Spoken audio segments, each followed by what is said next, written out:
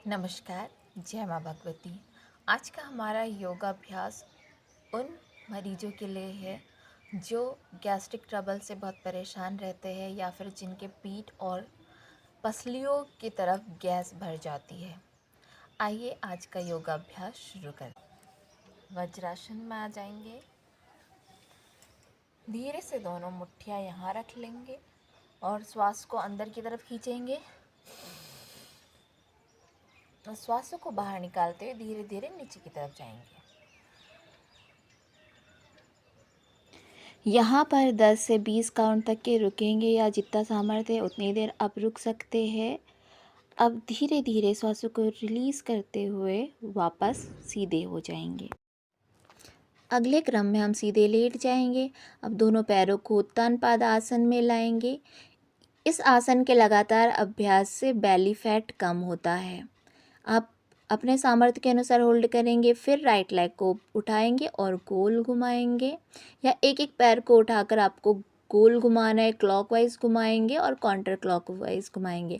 आप 6 बार ही घुमा सकते हैं या 10 बार आप अपने सामर्थ्य के अनुसार पैर को घुमाएंगे। यही क्रिया हम दूसरे पैर के साथ भी करेंगे। पैर को पूरा सर्कल देंगे क्लॉकवाइज, जितना क्लॉकवाइज है उतना ही काउंटर क्लॉकवाइज सर्कल देंगे। ये क्रिया करने से हमारे कमर और पैर के जो नसें हैं वो बहुत अच्छा सा आपको फील होगा। उसमें पैरों को दोनों को उठाकर इस प्रकार नीचे रखेंगे। दोनों पैरों को उठाकर थोड़ी देर होल्ड रखेंगे। पवन मुक्तासन का अभ्यास करेंगे। पवन मुक्तासन का पूरा सीरीज़ हम इसमें कर रहे हैं। अब धीरे से सिर को उठा करके हम नाक को घुटनों से छुआने का प्रयत्न करेंगे पूर्ण पवन मुक्तासन में। अब अपने सामर्थ्य के अनुसार यहाँ पर आप होल्ड रख सकते हैं 5 से 6 काउंट, 10 काउंट तक। अब हम रोटेशन देंगे। पैरों को इस प्रकार होल्ड करके अच्छे से रोटेशन देंगे। रीढ़ की हड्डी के दोनों साइड की नसें इस बहुत अच्छे से दबती है, उस पर बहुत अच्छे से प्रभाव पड़ता है और पेट के मसल्स भी दबते हैं। अब हम घुटनों पे हाथ रख करके पूरा क्लॉकवाइज रोटेशन देंगे और जितना हमने क्लॉकवाइज रोटेशन दिया है उतना ही काउंटर क्लॉकवाइज हम रोटेशन देंगे। आप अपने सामर्थ्य के अनुसार 5 बार, 6 बार, 10 बार ये क्रिया कर सकते। पैर को इस प्रकार रखेंगे, फिर पेट के पास लाएंगे, नीचे रखेंगे, पेट के पास लाएंगे। इस क्रिया के बार बार अभ्यास से आपका बेली फैट कम होता है। अब धीरे से पैर को फिर से रोटेशन देंगे हम क्लॉकवाइज और फिर काउंटर क्लॉकवाइज रोटेशन दे देंगे। यह क्रिया आपको अपने दैनिक योगाभ्यास में अवश्य शामिल करनी चाहिए। अब दोनों पैरों को होल्ड करके हम गतिमान पवन मुक्तासन की अगली प्रक्रिया करेंगे। इसमें धीरे से बैठेंगे, फिर वापस पैरों को पकड़कर लेट जाएंगे। यह क्रिया भी अपने सामर्थ्य के अनुसार आप 5 बार, 10 बार दोहरा सकते हैं। इसमें आपको स्विंग करना है। इससे पूरे पीठ और पेट की मसल्स पे दबाव पड़ता है। ना केवल आपका बेली फैट रिड्यूस होता है बल्कि पवन मुक्तासन की ये सीरीज़ हमारे पाचन क्रिया के लिए भी बहुत ही कारगर साबित होती है। अब पैरों को होल्ड करके फिर से पवन मुक्तासन का अभ्यास करेंगे, घुटने से नाक को छुआते हुए। आप यहाँ पर यदि नाक ना छुआ पाए तो गर्दन को नीचे भी टिकाकर इस प्रकार रख सकते हैं। पैरों को धीरे से छोड़ेंगे। अगले क्रम में पैरों को लंबा कर देंगे हम। अब धीरे से दोनों हाथों को लंबा करेंगे। अब मर्कटासन का अभ्यास करेंगे। एक पैर को उठाकर उसका अंगूठा हमारे दूसरे साइड के हाथ पर इस प्रकार रखेंगे। गर्दन दूसरी साइड रहेगी। यहाँ पे श्वासें आप होल्ड रख सकते हैं। अब यहाँ श्वासें सामान्य भी रख सकते हैं। अब यही क्रम हम दूसरे पैर के साथ भी दोहराएंगे।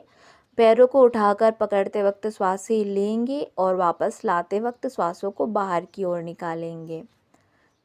यह क्रिया आप 5 से 10 बार भी दोहरा सकते हैं। अब हम लोग पवन मुक्तासन का दूसरा क्रम करेंगे। इसमें एक पैर का घुटना दूसरी एड़ी के साथ लगता है और गर्दन दूसरे साइड रहती है। अभी इसका अपोजिट क्रम करेंगे। यह क्रिया भी आप आपके सामर्थ्य के अनुसार 5 से 10 बार दोहरा सकते हैं। यदि श्वासों पर ध्यान केंद्रित ना कर पाए तो श्वासें सामान्य भी हम इस क्रिया की करते वक्त रख सकते हैं। अब इसमें हम अगले क्रम में दोनों पैरों को आपस में मिला लेंगे और मरकट आसन करेंगे। मरकट आसन की दूसरी स्थिति को आगे बढ़ाएंगे। गर्दन अपोजिट और पैर अपोजिट रखना है, ये बात बहुत अच्छे से ध्यान रखेंगे। यदि हाथों को इस प्रकार लंबा रखना अनकंफर्टेबल लग रहा हो तो दोनों हाथों को फिंगर लॉक करके गर्दन के नीचे भी आप रख सकते हैं। जिस प्रकार से आपको अच्छा लगे उस प्रकार से आप इस आसन को दोहरा सकते हैं। पैरों को लंबा करेंगे। अब अगली क्रिया करेंगे हम। इसके लिए दोनों पैरों को नौकासन की स्थिति में ला लेंगे, हाथों को स्ट्रेट रखेंगे, सामने की तरफ देखेंगे। आप अपने सामर्थ्य के अनुसार नौकासन में होल्ड कर सकते हैं 5 से 10 काउंट तक के। अब धीरे से पेट के बल लेट जाएंगे हम। अब हम शलभासन के लिए तैयार होंगे। दोनों हाथों को जांघों के नीचे रहेंगे, सिर नीचे टिकाएंगे, दोनों पैरों को उठा लेंगे, पैर सीधे, घुटने सीधे रहेंगे। अब सामने सिर को उठाते हुए अपने सामर्थ्य के अनुसार 10 या 20 काउंट तक के इस स्थिति में रुक कर रहेंगे। धीरे से वापस आएंगे, दोनों हाथों पर सिर रख करके पैरों को थोड़ा सा गैप करके मकरासन में आएंगे और थोड़ा रिलैक्स करेंगे। अब हम भुजंगासन के लिए तैयार हो जाएंगे। सिर नीचे टिकाएंगे, दोनों हाथ बगल में लगा देंगे इस प्रकार से। अब धीरे धीरे श्वास भरते हुए सिर को ऊपर उठाएंगे, कमर तक का भाग उठा रहेगा, कंधे खुले रहेंगे, पैर कोशिश करेंगे आपस में मिले रहे। अब इसके बाद हम थोड़ा नीचे आएंगे, फिर मकरासन में रिलैक्स कर लेंगे। अब अगला क्रम है धनुरासन। दोनों पैरों को मोड़ करके इस प्रकार से पैरों को पकड़ लेंगे और हल्का सा अपने पैरों को खींचेंगे। अर्ध धनुरासन का अभ्यास करेंगे। अपने सामर्थ्य के अनुसार यहाँ रुके रहेंगे। फिर से मकरासन में आप रिलैक्स करेंगे। अब बालासन में या शिथिलासन में आ जाएंगे।